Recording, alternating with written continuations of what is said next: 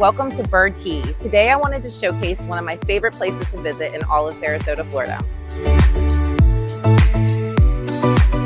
Bird Key is a barrier island between the mainland of Sarasota and St. Armand Circle Lido Key.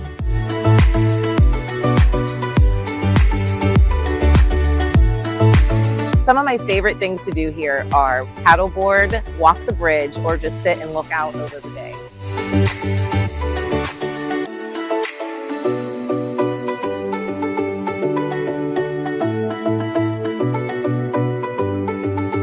Fun fact, some celebrities called Bird Key home, such as Jerry Springer.